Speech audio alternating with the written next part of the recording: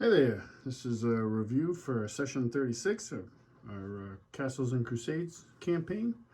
I had 6 players for this session, which was great. I didn't expect that many, but we had some people that at the last minute could make it, which was really awesome. So in this session, we had, for characters, we had Barry, Lork, Cosmo, Rhonin, Spraull, and Artemis.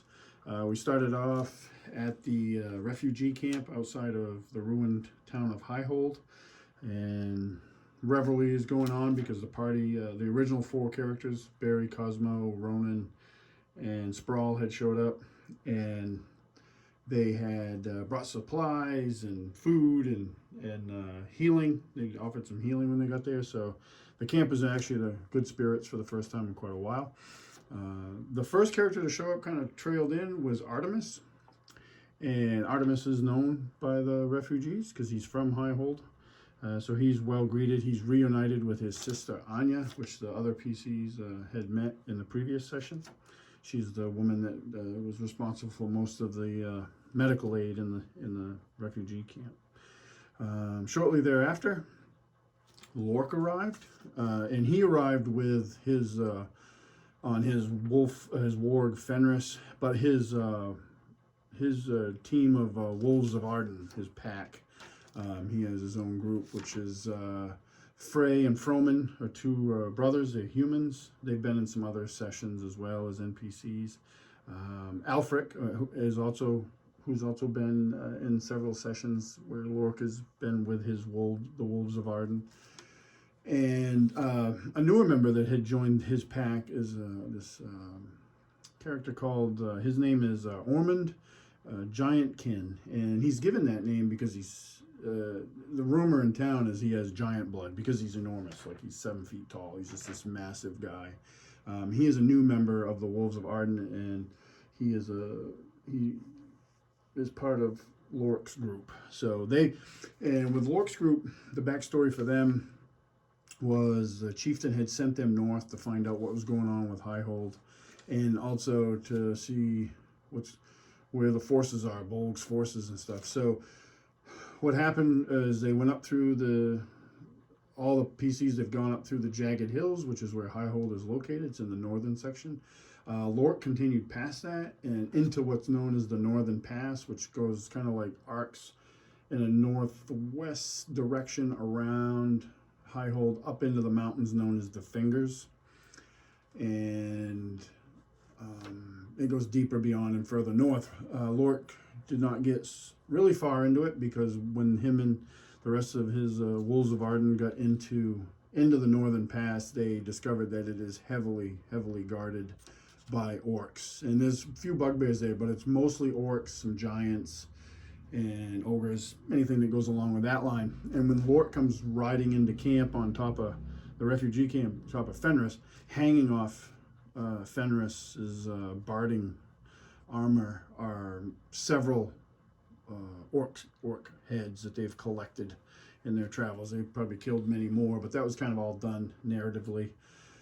And that explains Lork's arrival up here, and which was really cool because that means my son is back from college, so we'll be getting a game with him a lot over the summer, hopefully. So they reunite, bring each other all up to speed. There's some pretty good banter between the players, especially over the affections of the barbarian woman Bothild.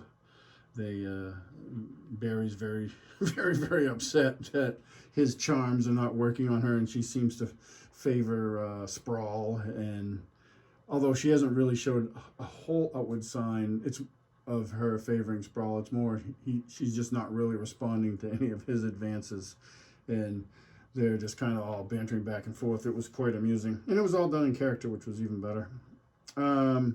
So they've agreed to help Esmeralda, the halfling from Mosshaven, to find her kin, her cousins, Bodo and Melba Greenhand, who have gone off a few days ago to collect herbs for medicine and have not returned. And Bothild agrees to go with them. But with the arrival of Artemis, she still agrees to help them, but they need her less as a guide because Artemis is also somewhat familiar with this area. they talk to Gorman because they have another purpose. They need to get the dragon egg, the crystal egg back. And so talking to Gorman, he shows them some maps. He brings them into the tower, shows them there's a tower in the middle of this old stone tower in the middle of this refugee camp. That's one of the reasons they built it there, set up the camp there. Shows us small maps, and on one of the maps, there is a in the Black Marsh, which runs up next to the Fingers Mountains. There's this thing called the Lower Keep, and that's pretty much the only clue they have to go on. They know from talking to the Sapphire Dragon Cyrillax that Kellic, the wizard that took her egg, has returned to his stronghold somewhere in the Fingers. So off they go. They reach the Black Marsh with no difficulty, and they find a shattered basket that belonged to the halflings and a bunch of bipedal frog tracks. So they track that into the Black Marsh, and that goes on for a bit with Artemis, who's a ranger, and Lork, who's a ranger. They really have very little difficulty in tracking anything at this point, and they end up in the swamp marsh, in the Black Marsh, and the Lork and Artemis are a little bit ahead of the rest of the group, as rangers tend to be. And as they're doing that, they are attacked suddenly by a shambling mound, which is this right here. It's a WizKid mini board that I made a long time ago. My son and I made together, actually. And that's a pretty tough fight because they got a surprise round because it just suddenly lurched up at them. It looks like nothing more than a pile of vegetation and stuff until then, so it blends in pretty well. In game terms, Shambling Mound in Castle Crusades can hide like a 15th level rogue, so they're pretty hard to detect. So we got a free attack, and it really beat the hell out of Artemis. Like first round, 2 slam attacks, one of them hit. I think the second round, 2 slam attacks hit, grappled him. He couldn't escape the grapple; he was stuck. But he did eventually, and the rest of the party's catching up, trying to do damage to it, and they do pretty good damage to it. And he was able to actually, on the 3rd round, I think, escape that grapple, because then he would have started taking damage automatically if he hadn't. But he was able to get out, and they bring it down pretty quickly. Although he did get beat up, because out of the, I think the 3 attacks I hit him with, they were all the damage rolls were really good. So it did a pretty stout amount of damage. So he was pretty banged up. They find underneath. I described it as like, you know, if you see a tree that just falls in the woods, and the roots lift up and pull the ground away, and that's kind of what it looked like where the Shambling Mound fell. And in that open spot where the ground was pulled away, there's an old skeleton, and on that skeleton they find some coin, quite a bit of coin actually, and some gems, and some wayward traveler that got killed by this Shambling Mound many years ago. So they're quick to loot that and continue on.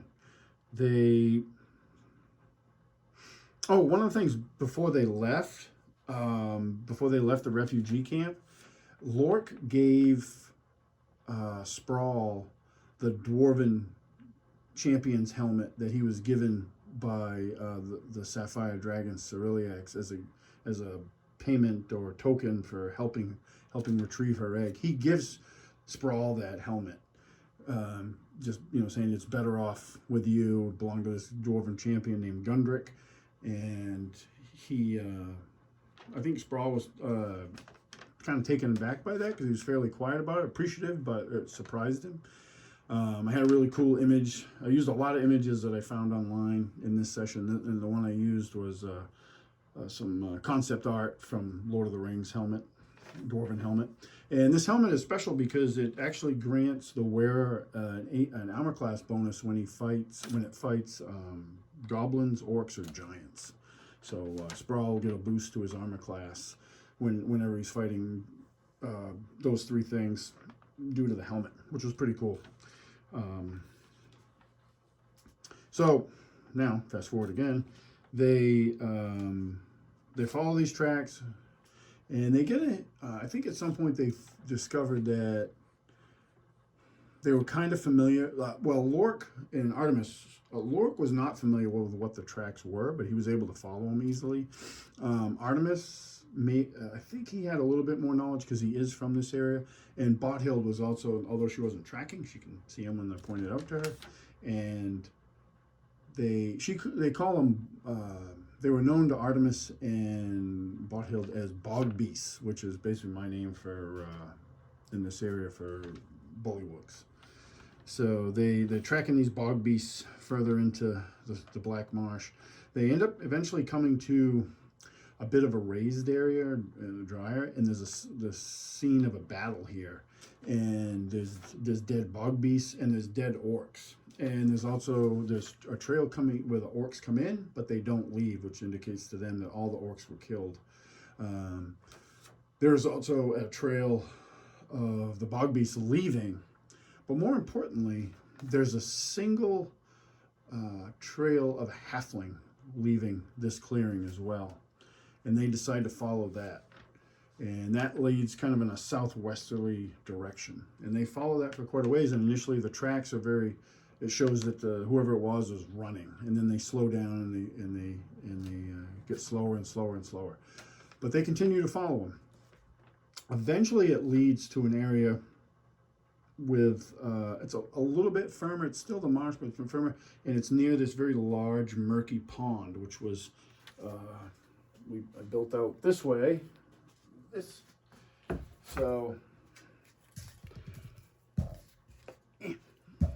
So they come to this pond, and on the far side of this pond is this hut, and I'll get a closer look at that in a second.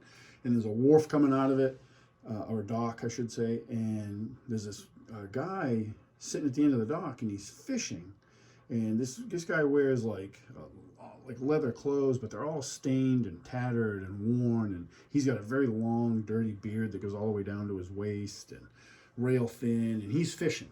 And he's got this little reed fishing pole, and he hooks something, and they're watching him from a distance, and he's hooking it. And he's trying to reel it in, and he can't reel it in. And all of a sudden, this massive lizard rises up out of the water. And the guy panics, throws his pole down, and runs into the little hut in the back and hides. So the party, and then the lizard goes back under the water. So the party, they're like, I think they already knew, but to confirm, they're like, do the tracks go that way? And they're like, yep, they go towards the hut. So they start skirting along the water's edge.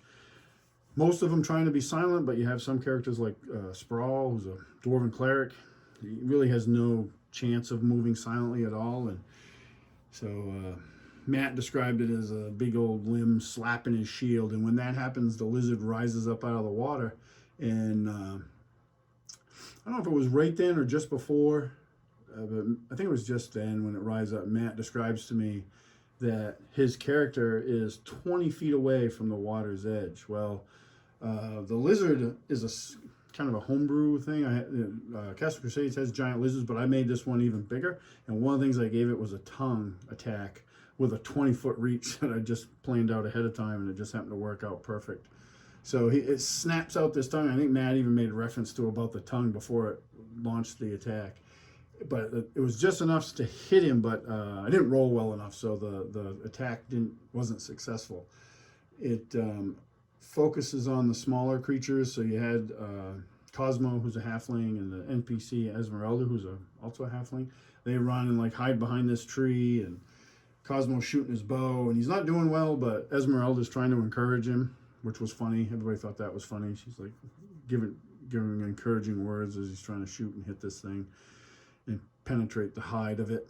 And the rest of Lork and Artemis and Bothild are up front, and as the lizard finally comes up close enough, it does a couple tongue attacks on Spraull, and I missed each time, just shy of enough to hit him and reel him in, which was a bummer. But they end up bringing it down. It's a tough battle. I don't know if anybody took damage in that. I'm trying to remember. I don't think anybody actually really took damage in it, but they were pretty leery of the tongue and getting attacked. And I've used giant creatures before, like frogs that have swallowed characters and stuff. So they don't underestimate those things just because they're more of a mundane creature. But and Barry launched some magic at it too. I think it actually got the killing blow on it. And then they notice it at the tail end of the battle, up in the hut. They can see up in a shuttered window that's partially open. They see this old man, and he's watching. And they start calling out to him, and he panics and slams the thing shut. So they end up begrudgingly. They're like, Barry, you're the talker of the group. Go up there and talk to him. And I think Barry reluctantly goes up, but the rest of the party follows him up.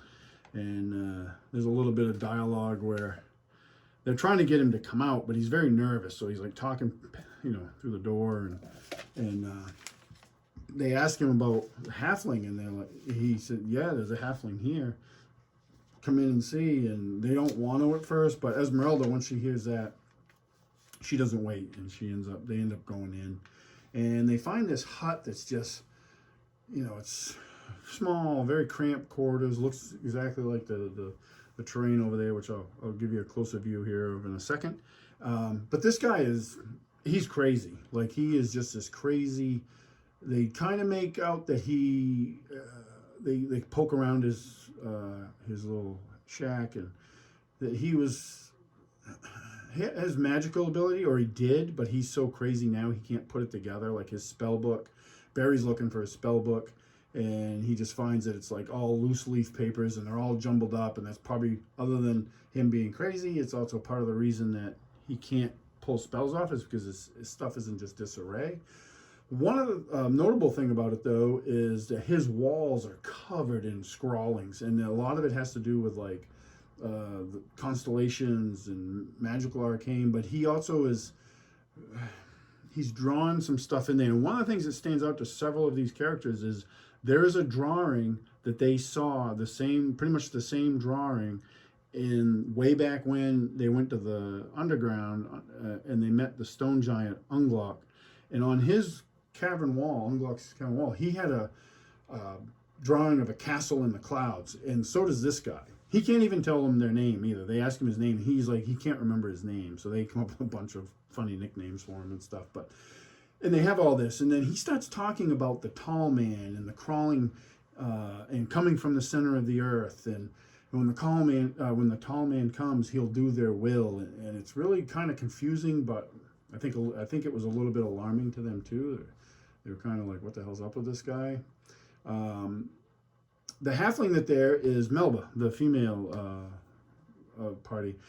She's hurt. She's got this poultice on her head and a bandage that this guy gave her. She's kind of in and out of consciousness. Barry gives her a drink from the gourd that they have, the magical gourd that does some healing. And she comes around. They eventually learn from her that her husband Bodo was actually eaten by the bog beasts, and when that happened, they were getting ready to eat her. The orcs attacked their camp, the bog beast camp, and she fled. Although she got hurt in that, she fled for her life, and sadly, her husband did not live. So, poking around, one of the other things they find on these scrawlings, and I'm going to butcher this. I butchered it while I was running the game, and I'm going to butcher it now. But it's a trapehedron. It's basically a multifaceted crystal where none of the sides of it are equal. I always butcher the word, but that's what it is. And they see drawings of that.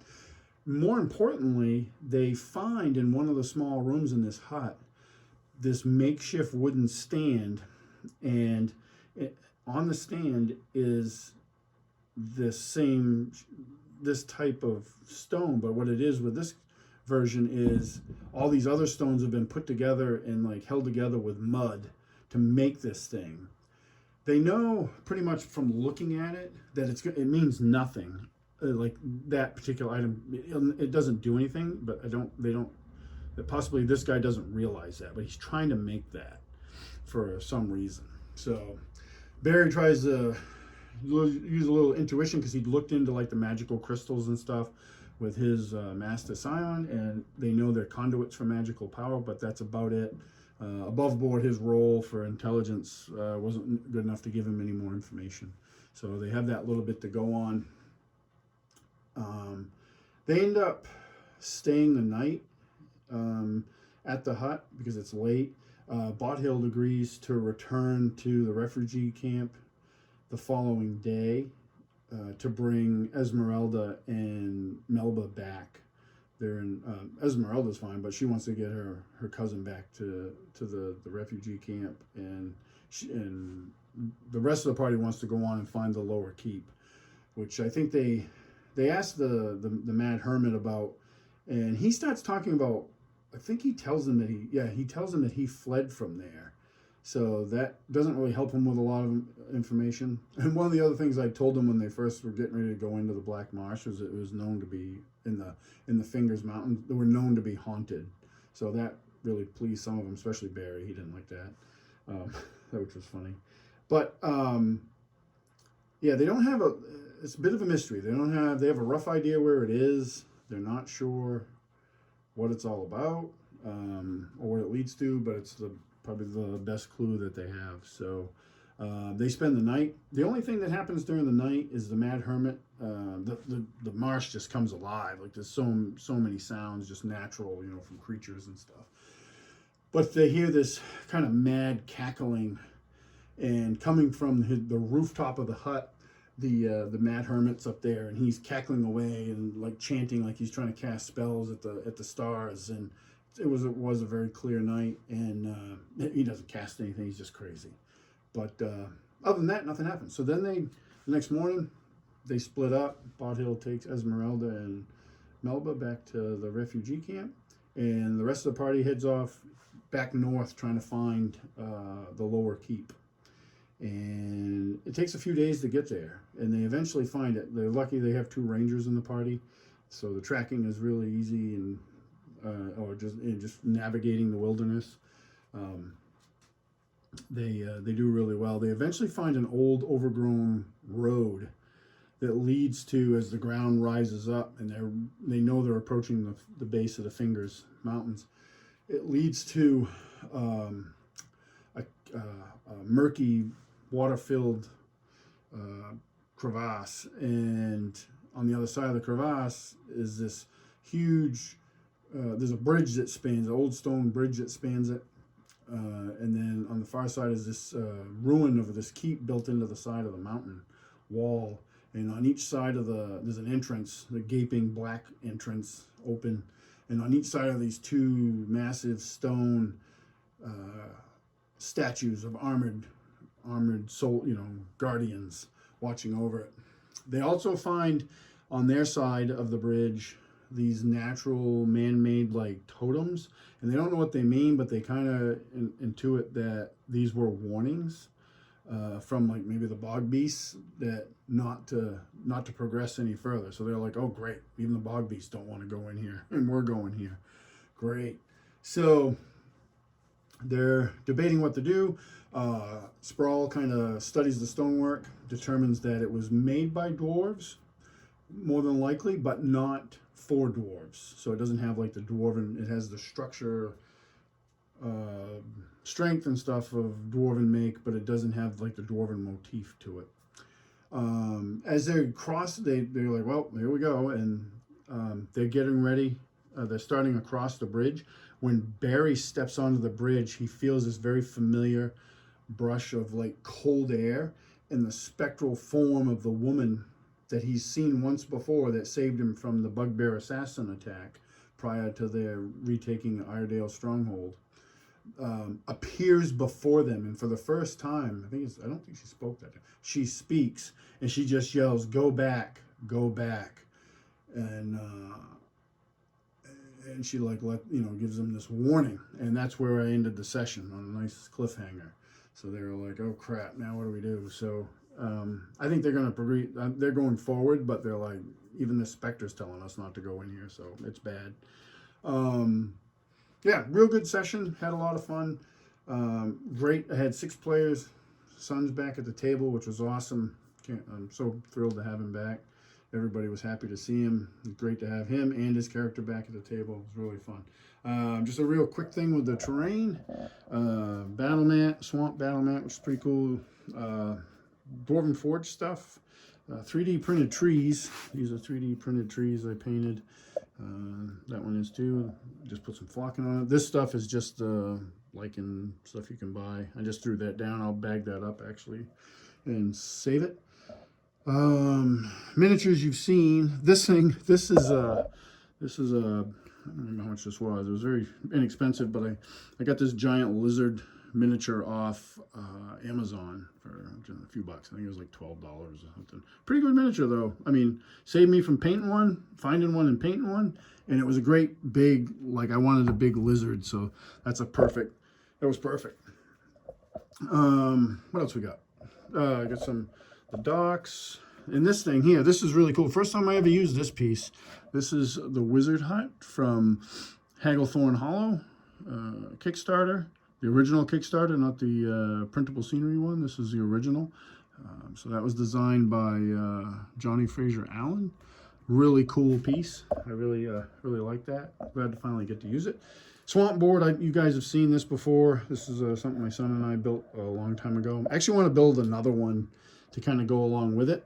And just to vary it up a little bit. This thing works great. I've gotten a ton of mileage out of it. Just foam core, hollowed out some pockets, poured some resin, colored and poured some resin in there, added some flock. That was about it.